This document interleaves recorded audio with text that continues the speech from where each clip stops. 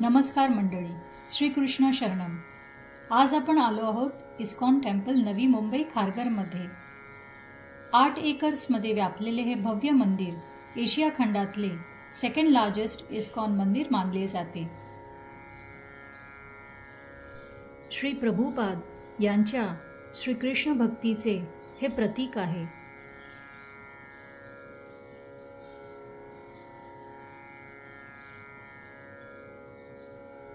श्रीकृष्ण भक्तियोग आणि प्रेमाचे प्रतीक आहे.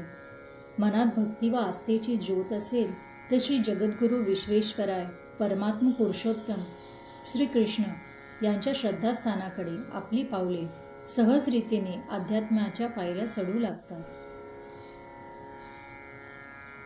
मंदिराचे शिखर आणि त्यावर फडकणारी श्रद्धा व भक्तीची ध्वजा बघून असे वाटते की जणू श्री राधा माधव आपल्याला त्यांच्या दर्शनाकरिता बोलवत आहेत.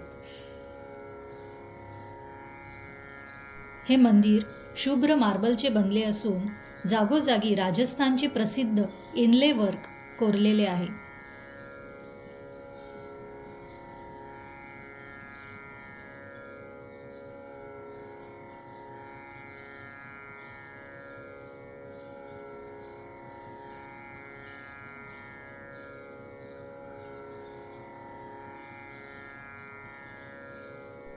मंदिराच्या मंडपाचे कलाकुसर विलोभनीय आहे आणि अशा कलाकृती असलेल्या भव्य मंडपामध्ये प्रवेश करताच दर्शन होते ते मनोहर श्री राधा मदन मोहन यांच्या लोभस मूर्तीचे.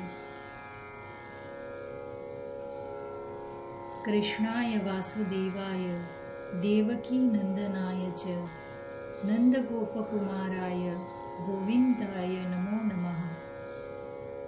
पूर्ण परमात्मा श्री श्री राधा मदन मोहन यांची अद्भुत मूर्ती पाहून संत व कवी सूरदासजी यांच्या शब्दांमधील वर्णन स्मरण होते. केसर तिलक मोतियन की माला वृंदावन के वासी हरि दर्शन की प्यासी अखिया हरि दर्शन की प्यासी.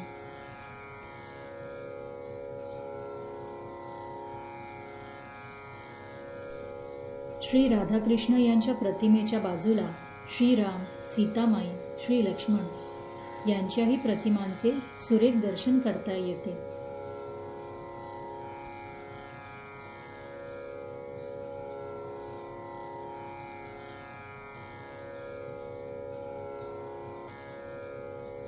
पूर्ण सभामंडपात श्रीकृष्ण लीलांचे वर्णन करणारे 3D इफेक्ट छायाचित्रांचे आपणास दर्शन होते.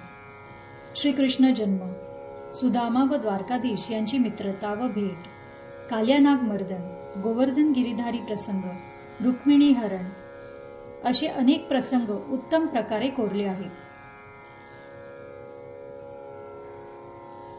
तसेच भगवद्गीतेमधील अध्याय 11 मध्ये असलेले विराट विश्वरूप दर्शन आणि अर्जुन संवाद यांचे 3D इफेक्ट असलेले विलोभनीय छायाचित्र देखील आहे.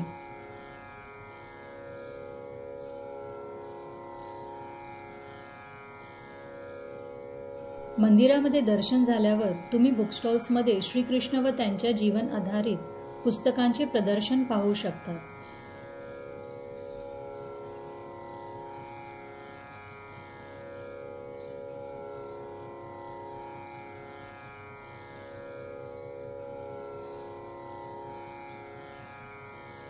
मंदिराच्या परिसरात रम्य व भव्य गार्डन्स आहेत.